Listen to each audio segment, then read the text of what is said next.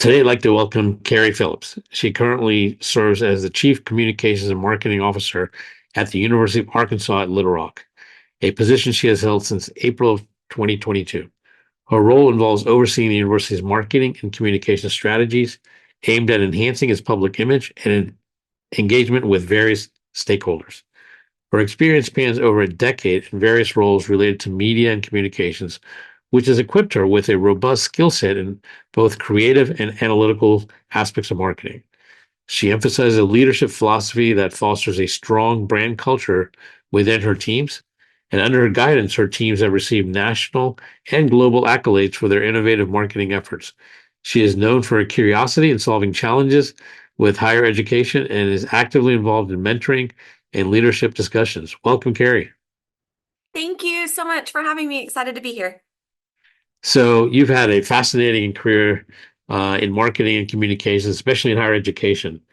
Can you share with us the initial aha moments that attracted you to this field and how your early experiences shaped your understanding of effective marketing in education? Absolutely. So I should start off by saying this is my second career. I started in television, and I remember sitting one day in a newsroom, and some vice presidents of our company came in and talked about how digital media and digital technology was going to change the game. And that was a real aha moment for me because I immediately realized that I wanted to be part of that. And so had the opportunity to start exploring and get my master's, and then I was hired after doing that to be the assistant director of new media at Arkansas Tech University. While I was there, they had just gotten a brand new website that was focused on a news content area. And then they were experimenting with things like Facebook for the first time. So my husband liked to tell people that I played on Facebook for a living. But it was a really early transformative period. And so, as a young professional, that was really beneficial to me because I got to be involved in creating a space for the very first time and content that had never existed in that way before. I also got to be engaged in shaping policy and guidelines, something that, normally folks in their 20s don't get to be part of. And so, I think those opportunities really set me up for success in terms of the critical thinking that you have to do in higher ed and how you have to always be willing to try new approaches. I'm curious, what at that time and that moment made you realize that digital was going to be a part of the future as opposed to just a flash in the pan? Yeah, I think it came down to some analytics and some insights that the team shared in that newsroom, and they were looking at the demographics of their own television station and their own market was in a top 50 market. And so there was this concern that in this top 50 market that had four stations, that within 10 years it would be down to three, and within 20 years it would be down to two. So there was this real media convergence happening around digital, and it kind of that spoke to me. It spoke to that analytical side of my brain that said this is the way of the future. This is how we're going to have to start thinking about our technology and about the work that we do. And so it immediately created a shift in my mind. Interesting. So let's continue the journey of the aha moments from the newsroom to now higher education. Tell me about those aha moments. Yes, so there was one that I have to tell you about, and I'm so proud of it. And it actually, as we talk about a full circle moment, came up in my interview here at UA Little Rock. So, Arkansas Tech, we refer to it as Media Siberia. It was 75 miles from the TV station in the east and 75 miles from the TV station in the west. So the folks in the east said we were in the west market. The folks in the west said we were in the east market. Bottom line was they weren't coming to our station or to our campus unless there was something really, really major happening. They just couldn't ever get there. And so I came up with this creative idea using that background that I had in news of what if we did video of an event. We FTP'd it to them. We gave them a script that had our interviews, our VOSOTs, our runtimes. And what I saw was that they took that and slotted it in the news. Very rarely did they change that script. Very rarely did they edit that. And so I realized in probably 2011, 2012 that, our media partners were so short-staffed that by providing that and making it easy, we had the ability to really control that narrative. And so that was something that I used really successfully at Arkansas Tech, something I'm very proud of. And then full circle moment, I presented on that. And when I was interviewing here at UA Little Rock, someone on the cabinet was in one of those presentations years ago and was like, tell me about this. And so I got to talk about something I was really proud of. And saw some real success from it. Nice. So you're still implementing this strategy of giving them all everything done, ready to go like a turnkey. I think we do that a lot still here at UA Little Rock. We are in the capital city, so we've got great media partners here, but we also still use that strategy of how can we make it easy? Journalists receive hundreds of pitches every day. They're understaffed, underserved. And so if we can find unique ways to talk about ourselves and unique ways to differentiate ourselves, and then also find ways to make it easy, that sets us up for success. Absolutely. Yeah, I mean, who doesn't want it to have it make it a lot easier so they can just basically, and if it's quality content, because that's what everybody's looking for is quality content. So how do you define quality content? Because everybody thinks, the good news is everybody is now a director and photographer with phones in their pockets, but the bad news is everyone's a director and photographer. So You're not wrong. With the proliferation of tools like Canva, with our iPhones, with even the GPT space, everyone can be a great writer, everyone can be a great photographer, a great marketer, a great videographer. So I think for us, we define great as, are we telling a story that aligns with who we are as an organization? We have a strategic plan that has 5 key goals. And so every piece of content that we push out, we want to have a really clear tie to those goals and to be able to talk about that. And then I think as well, quality of production matters in the media space. On social media, we want our content to feel authentic and to feel, relevant and real for our students. And so I think it really goes back to the strategic level of mapping out what content are we putting in what places and how are we making sure that that aligns with the audience, but also with our strategic plan as an organization. everyone talks about authentic. So tell me, how do you define authentic content versus not authentic? One of the things that we do that I absolutely love is we do the next face of UA Little Rock. And so every fall, we have a booth at orientation at our involvement fair, and we collect students' names. We have a very short story of tell us what things you're involved in. Tell us what activities, what campus services you've used. And so then when we are doing photo shoots for, say, our learning commons on campus, we're going to get students who have benefited from that to use that space. And so if you think about a photo shoot, if those students have used the learning commons before, that comes across in the photo because they're more comfortable with it. They know how they would use it. They also sometimes tell us in a photo shoot, we don't actually use that space or that table quite the way you've got it set up. So we start to see authenticity in that area. But then it's also authenticity in, making sure that if we're picking students to feature. So right now, October, we just wrapped up Cybersecurity Awareness Month as a nation. And so that's a great program on our campus. We're leaders in that area. And so we had 2 students that we filmed videos with for social media where they, held the mic, which is the very much on trend for this generation. They held that little small lapel mic and talked through what their experience has been here. And again, I think it's really mapping what we're doing with who the students are in that space so that realness comes across. It can't be overly polished and constructed. So having said that, how does that translate to the quality of the production of the video or the photo? I mean, do you have professional photographers and stuff, but they try to make it look like it's, the average person doing this, or what have you learned on those fronts? Yeah, it's a balance. There are certainly moments that we still want that professional, high production value look. And then there are certain moments that we really want that to feel a little more organic. And so, I've got a team that runs the gamut in that space. And so we've got a lot of the great production value, and sometimes we use that, but yet sometimes we send a member of our team who helps with social media. We send her to cover a campus event with her iPhone.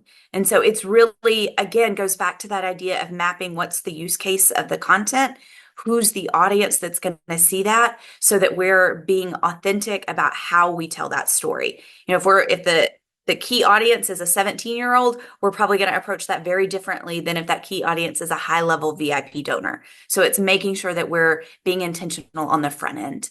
So what would you tell people that may not be as familiar with higher education marketing?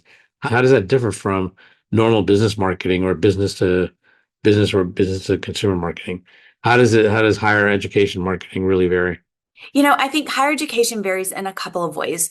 One is it's a very high involvement purchase.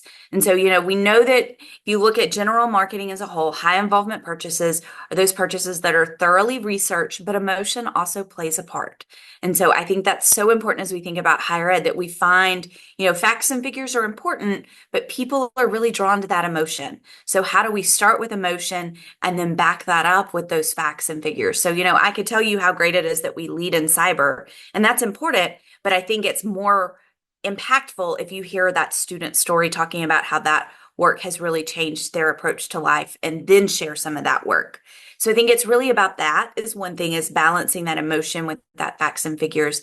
And I think the other piece that's really different is that we have to be very specific in how we think about our work because with some of the perception challenges that higher education is facing, we're not only marketing our own institutions, but we also have to be marketing the value proposition of education as a whole. And I don't know that there are a ton of other industries that you're not marketing just a product. And so that's, I think, something that's really different. Give me an example of what you're talking about. Yeah, if you open just about any newspaper and did some time spending in that, you would see that there's a perception challenge of higher ed. Folks don't necessarily know that they agree with the value and the cost. So I think on us as marketing teams, it's incumbent for us to be able to talk about the value that we as an organization make to our community, to our communities, to our region, to our city or state. And that we also have to be talking about how we support education as a whole, and finding that balance is sometimes really hard to do. There have been some really great op-eds from several key leaders about the value of higher education in the New York Times recently, again, hitting at that high level conversation. But I think we also have to be talking in our own communities about how we make a positive impact. Yeah, I can see that. So, what kind of insights have you uncovered as you've done higher education marketing? I think a couple of things. I think one is experience matters so much. It is really important that when students come on our campuses, that the experience that we're promoting in our marketing match the experience they have on campus. And I can give you an example of where that maybe didn't go so well. Was at a prior university, and we mapped the enrollment funnel. So how folks from the time they wanted to raise their hand and apply to they showed up on our campus.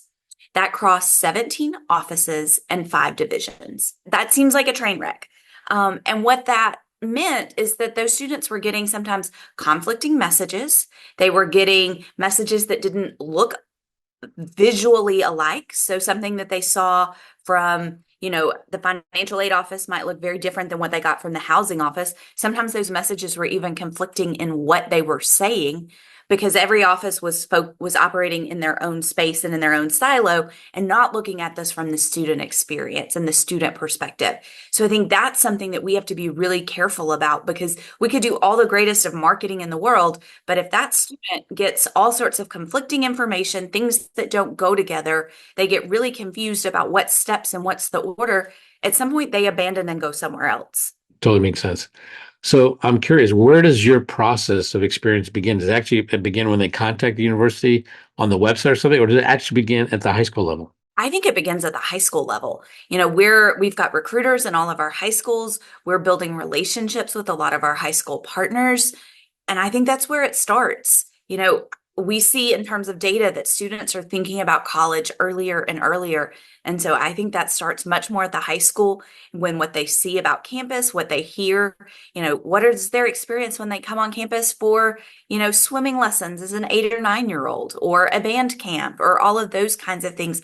All of that plays in. And so I think we have to be really intentional. I think that's something you're starting to see in the higher ed space is this move to a chief experience officer that really looks at the entire experience of campus. And that includes everything from, signage so that folks can find where they're going, making sure that people have, clear instructions that they even sometimes paperwork and the processes. Are there ways in 2024 or maybe 2025 to figure out how to do some of this digitally so that there's less paper that's moving? Again, how are we making the experience easy for our students and for our prospective students?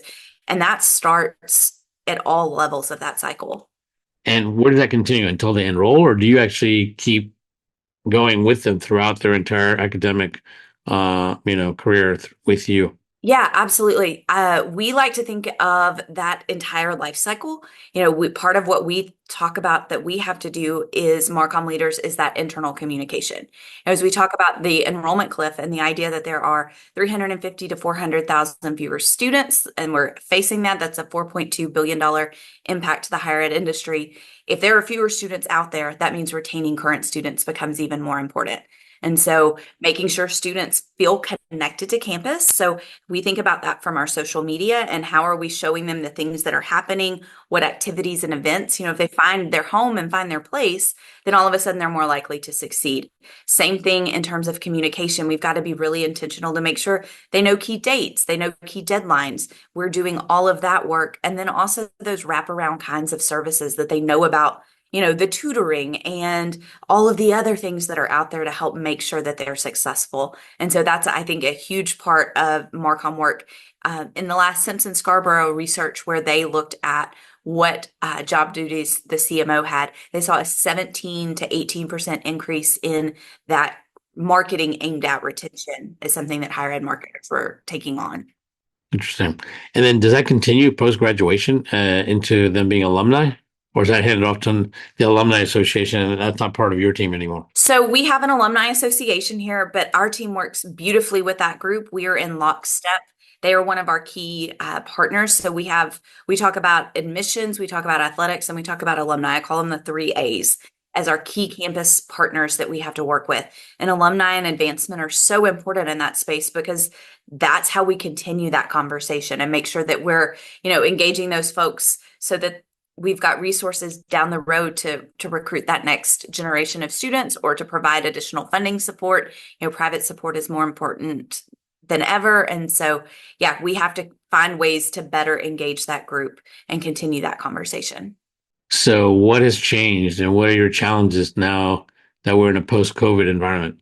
I think one of the things that has changed, particularly from communication as a whole, is that in COVID, we over communicated as an industry, and we had to. We talked all the time about communication. We gave people daily status updates where we were.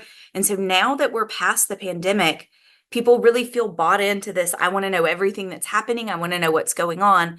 How do we pull that back a little bit and find that natural balance of where we communicate versus where we kind of give people space in their own area? And so I think that's industry wide something that we're really grappling with.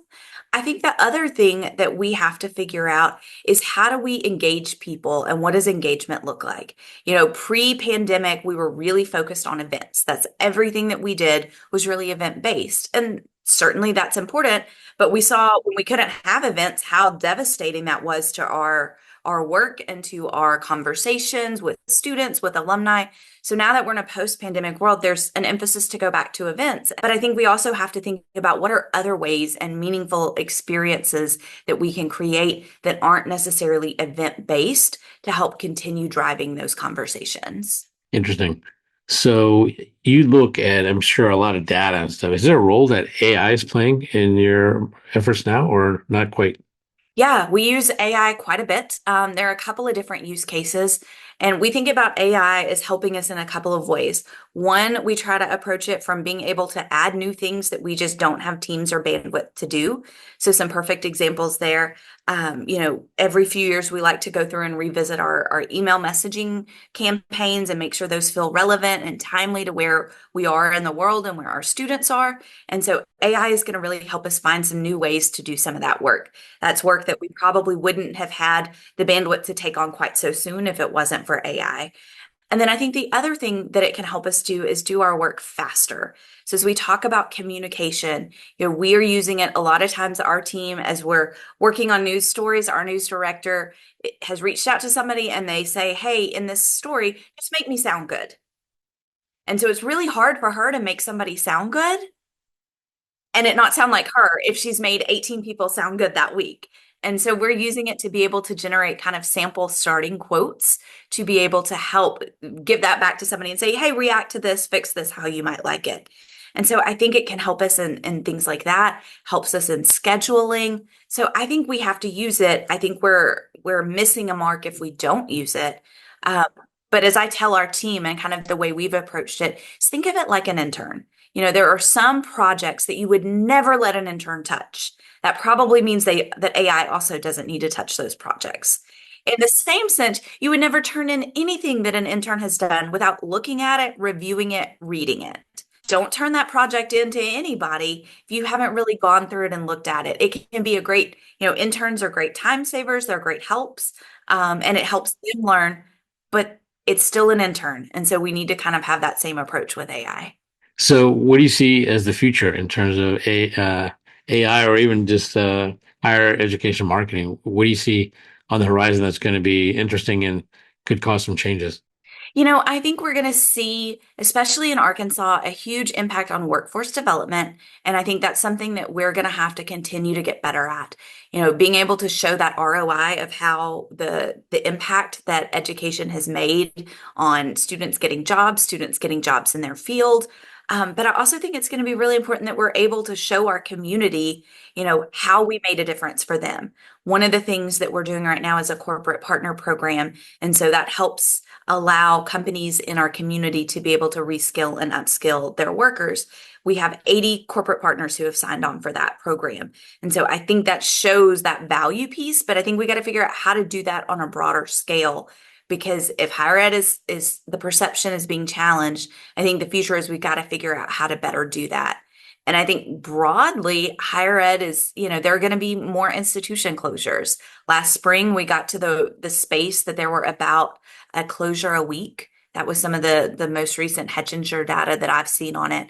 And I think we're going to sadly probably see more of that, there are, as folks are reconsidering that, institutions that maybe aren't making smart financial moves or aren't really thinking more broadly than just recruiting 18 to 24-year-olds, they're going to have some real challenges. Interesting. So, what types of research do you do to tap into, the messaging that you need to do and how you understand the buying decision process? Because often higher education is not a one person decision. Many people are involved in this, correct? Yeah, absolutely. If you look at every student, their parents are a key influencer, their high school counselor is a key influencer, themselves, their friends. And so, yeah, there are a lot of people playing into that decision. And so that's something that we have to really be intentional about is making sure that as we're communicating that we know what's of interest to each person in that conversation and when. For example, parents are very concerned about cost throughout the process. They're concerned about cost very early on. Students start maybe a little bit more focused on, hey, I want to have fun. I want to have this experience. And then a little bit later in the funnel, they get really focused on, oh my goodness, how am I going to pay for this? And so we have to map our messaging and map our advertising to that. And I think that's something that we know because we ask students and kind of talk that through students and their parents. We've done some surveys on that. And then we look at a lot of those national surveys. Ruffalo Noah Levitz does an expectations about how students want to be communicated to. So we're looking at national data, but we're also doing those same conversations locally. And that's how we know that information. But then I think it's really tempting being in the higher ed community that you want to be all things to all people. And so we have to get comfortable saying, we're going to really stake our claim on this thing. For us, that's been affordability. And so that means we may not be as amazing in this other thing, or we may not talk as much about something else because that message is core, but our data tells us that. And so it's having to have that conversation and being able to articulate that to the campus community, and then being able to kind of really dial in and say, this is what's right, and this is what's right for our prospective student, and this is how we're going to do it because of that. Hmm. So, how do you define the insight when you have it? Yeah, great question. I think so. People laugh at me, and I tell folks I like to hear something at least twice. If it's one person, I say, "Oh, that might be neat. I want to wrestle with that." But I like to see things defined a couple of times. And so sometimes that means I like to see data, and I want to see something come up twice in a data set when I'm looking at it to really know that that's not just a one person anomaly. I think sometimes the loud voices are the voices that we start to listen to, and that can skew us. We have to be consistent. I also think it's really important to build relationships. And I know that sounds, you asked me about data and insights, but go with me on this journey. we have to have insights with our campus experts that look at data. And so having those insights allows us as the Marcom folks to say, hey, I'm seeing something over here. Can you help me? Here's what I think that this means. Here's what I think I'm seeing. Can you help me challenge that? Can you help me affirm that? Can you help me think through all the ramifications of this? And I think sometimes our data folks live in such a siloed world from the rest of the Marcom team that we don't have that natural intersection. And so that means we sometimes miss data insights. I agree with you. I think you have to look at it many different ways and to tap into those insights for sure. So, where do you see yourself looking in the future in terms of what areas of interest would you like to delve into further, research more, or what? Yeah, I'm really curious and really interested about personalization. That's one thing that I think AI has really shown us we can do more with. We're seeing technology, corporate America has done it for years, but it's just starting to kind of cross that higher ed space. So we think about personalization on websites. I, at a prior university, really got us involved in personalization in print. Much more than just name, but how are we plugging in personalized photos to apply to things. We can now do personalized video to scale. And I think all of that goes back to that experience conversation. But that's an area that I would love to have time and energy and resources to dig more into is how can we really personalize the approach and really make sure that we're meeting students where they are, that they feel seen in our marketing and communication efforts. And I think that also parlays over nicely into our alumni and our donors. How can we personalize to that group so that we know what they're interested in, what means a lot to them, and then customize those supports so that they feel like their gift is really going and matters to the area that matters to them. And I don't know that in either of those spaces, higher ed is fully there yet. And so that's something that I just get really excited about. Is this something that personalization? Can you give me like the ideal personalization journey? If you could do, what would it be, and what would it entail, and how would it look? Yeah, I think about personalization. So let's take a student, for instance. I would love for a student that they apply to us. We get very base level information. And so, but then they start to see customized things. So as they get an email from us, they get an email from, a professor in their area. Then a little bit later, they see some student testimonials and student conversation from students that are aligned with what they're interested in. Then I think we need to check and make sure that that's still what they're interested in. I think sometimes somebody starts in and says, oh, I want to be business. And by the time they get here in the fall, they're into nursing. And so we need to be better at asking that on the front end. But then I think it also applies to, the view book that they get. If they're interested in a certain area, how cool is it that they get information about all the clubs in that area? Or they see pictures in that view book of the parts of campus that they're going to be part of. So I think we can do things like that. And then on the website, we sometimes get in the habit of asking people to resend things a million times. So let's hook that CRM into our website. And then they're getting tailored messages on the homepage of, once they filled out their FAFSA, we don't need to keep asking them for that. Then let's move on and talk about the next thing, or let's talk about a feature that's going to be really important to them in a STEM major.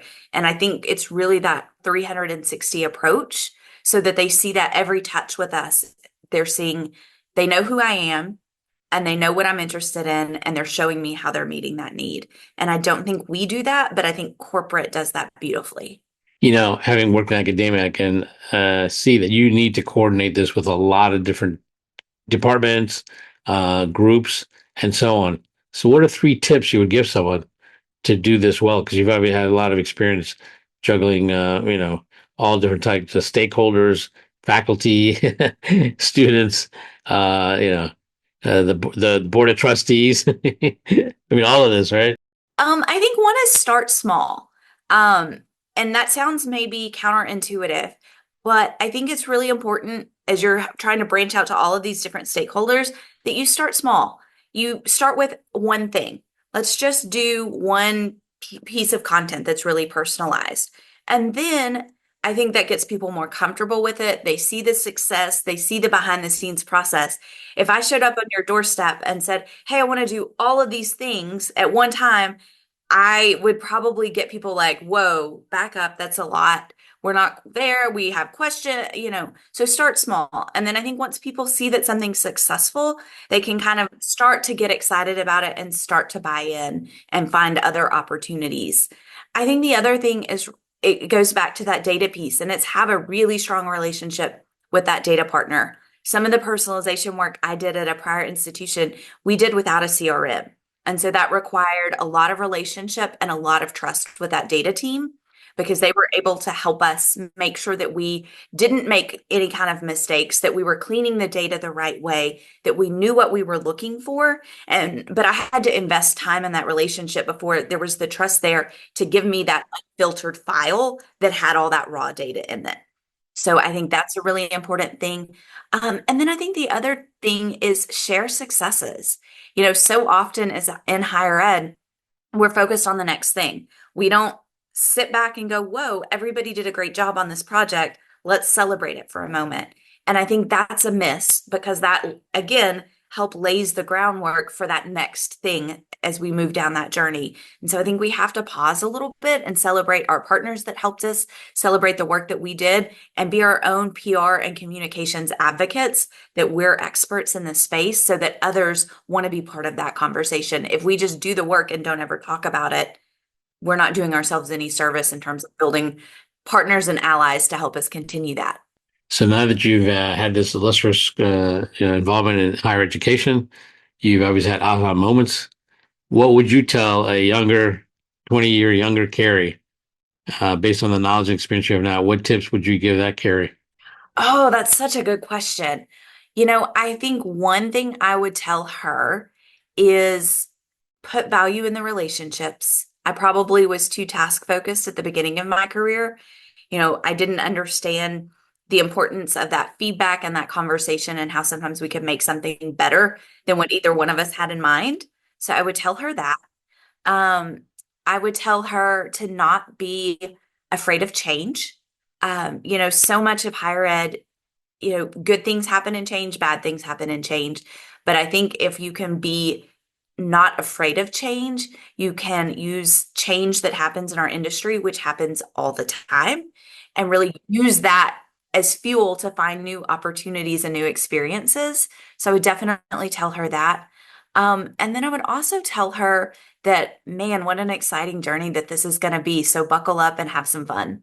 I think that last part is actually very important. Have some fun, because then that gets, I think, translated to your communication, everything. But there's always a fine balance, right? I mean, fun and tasteful and appropriate are very different things. So you have to balance all of that. For sure. A couple of fun examples that I can tell you that I've gotten to have over the years. One, office culture is something that's really important to me. And so we find fun ways to do things in the office. There have been birthday t-shirts with funny sayings that person has said over the years. Around here, it's not uncommon that various food items show up and we have, potlucks and we hang out and connect and play trivia. So we have to have fun within our workspace, but we can also have fun in the work. So at ATU on a Friday afternoon, I got a text or a social message from one of our fraternities on campus. And they were asking, so we had a campus ambassador, his name was Jerry the Bulldog. And so they were asking, is Jerry available to come pick up his bid to join this fraternity? And I just kind of giggled and thought, oh, this could be really cute. And so I messaged the handler and said, "Hey, I know this is wild, but like any chance you're free?" And she was like, "Yeah, let's do it." And so I sent back and I was like, "Where does one go?" And use the hashtag asking for a four-legged friend. And so Jerry, the bulldog, went and picked up his bid. He ended up joining the fraternity. When they did their composite photos that year, his photo is taken. Um, in there, it was picked up by local news across the state. The National Fraternity ran stories about it. And it was all because we were willing to kind of break that wall a little bit and humanize that relationship. It was still appropriate because we were able to talk about, the how at that campus Greek life students had a higher GPA. They were, service oriented. So we could talk about all these great things. So it's still kind of aligned with our brand, but it wasn't taking ourselves too seriously. And so we could kind of navigate that fun moment. Nice. So, who in the world of higher education marketing, digital marketing, whatever, would you love to have lunch with and why? I followed the folks at Texas State, and I think they do fantastic work. So would love to have lunch with them.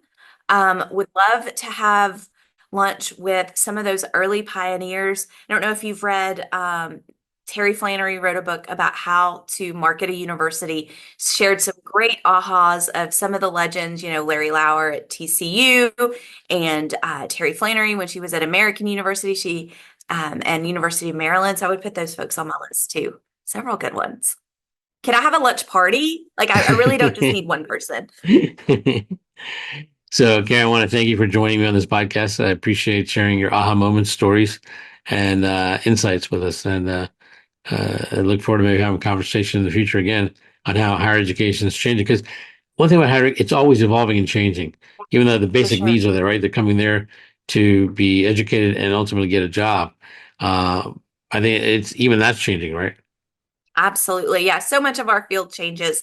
Like I said, that idea of Carrie's got to get comfortable with change. I've so much changes from the tools to the people to the audience to their needs. And so we've got to be listening and engaging and continually evolving. So thanks so much for having me. This was a lot of fun. I look forward to coming back at some point in the future. Thanks, Carrie. Getting to AHA was brought to you by iResearch. To find out more about us, head to iResearch.com and make sure to search for Getting to AHA in Apple Podcasts, Spotify, and anywhere else podcasts are found. And don't forget to click follow to ensure you don't miss any future episodes. Thank you for listening.